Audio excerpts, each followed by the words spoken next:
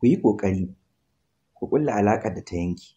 A baya na ce idan kana da matsala da ɗan uwanka ku sasanta, idan baka sasanta ba baka fahimci shirin da Ubangiji ya yi ba, da ya zaɓa maka wannan a mazaunin ɗan uwanka.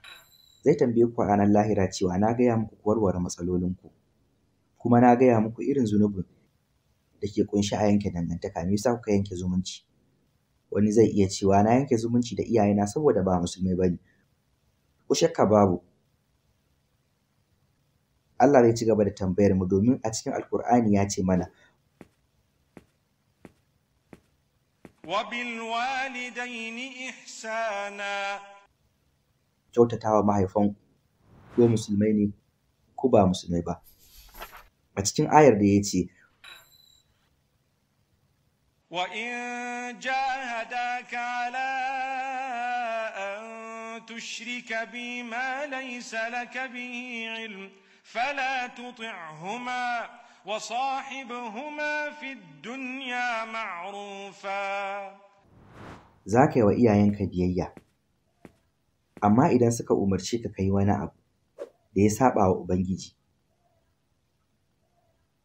ko ka haɗa wani da Ubangiji a wajen bauta, a wannan yanayin ba za ka musu biyayya ba. Amma ka ci gaba da zama da su cikin mutunci da kyautatawa. Shin hakan bai nuna cewa ko da ba musulmai ba ne sai ka kyautata musu? Dole ne ku cika musu haƙoƙinsu, dole ne ku mutunta su, dole ne ka ɗauki kanka da mutunci kuma ka kiyaye mutuncinsu gwargwadon iyawarka.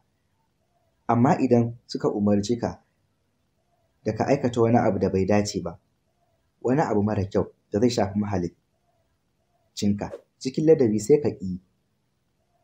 Me yasa ake yawan ladabi ga iyaye? Me yasa?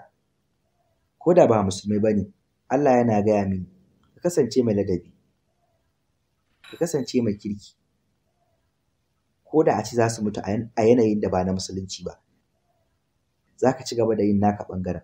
Menene? Kasance mai ladabi, ka zama mai kirki, ka zama mai ɗa'a, ka taimake su, ka yi musu hidima, to za ka samu aljanna. Idan ka yi wa iyayenka hidima, za ka samu aljanna, ko da ba musulmai ba ne. Ta yaya? Saboda Allah ya zaɓa maka su. Idan ka yi musu hidima, kana amincewa ne da mahaliccinka. Shi yasa Allah ya ce a cikin suratul Isra, وَقَضَىٰ رَبُّكَ أَلَّا تَعْبُدُوا إِلَّا إِيَّاهُ وَبِالْوَالِدَيْنِ إِحْسَانًا. Allah ne ya zartar kuma ya hukunta cewa kada ku bauta wa kowa face shi, ku bauta wa Allah shi kaɗai. Bayan nan kuma sai ka kyautata wa mahaifanka. Wani zai yi mamaki, me yasa Allah ya haɗa wannan biyun a waje ɗaya? Ya haɗa biyun ne saboda ya halicce ka kuma ya zaɓi hanyar da za ka zo duniya. Iyayenka kenan, ya zaɓe su, kuma kuna zaune a ƙasar nan saboda iyayenku sun haife ku a nan. Yana iya yiwuwa a wajen ƙila yawancinku. Wa ya ce su haihu a nan? To Allah subhanahu wa ta'ala ne wanda ya sa hakan ya faru. Bayan duk ga wasu wuraren, to a lokacin da Allah ya halicce ku yana zaɓa muku abubuwa da yawa. Sa'an nan kuma ya ce muku, dama ina so in gwada ku, ina so ku yi X, Y da Z, kuma ina so na gani za ku yi ko ba za ku yi ba. Da farko yana gaya muku ka yarda da ni a matsayin mahaliccinka. To idan na yarda Allah ne mahaliccina, ina buƙatar in gane cewa shi ne mahalicci, kuma ina buƙatar in gane cewa shi ne mahaliccin dukkan sauran halittu, dabbobi, tsirrai, teku da dukkan komai, har ma abin da yake cikin yanayi. Allah ne ya halicci dukkan waɗannan. Ta yaya zan iya girmama Allah alhalin ban girmama halittun da Allah ya yi ba?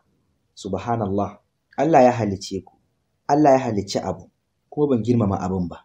Shin kuna tsammanin zan iya girmama wanda yake saman wannan abin, wanda shi ne ya ƙirƙiri wannan abin, wanda shi ne mahaliccin waɗannan abubuwan da na girmamawa? Shin kuna tunanin zan girmama shi?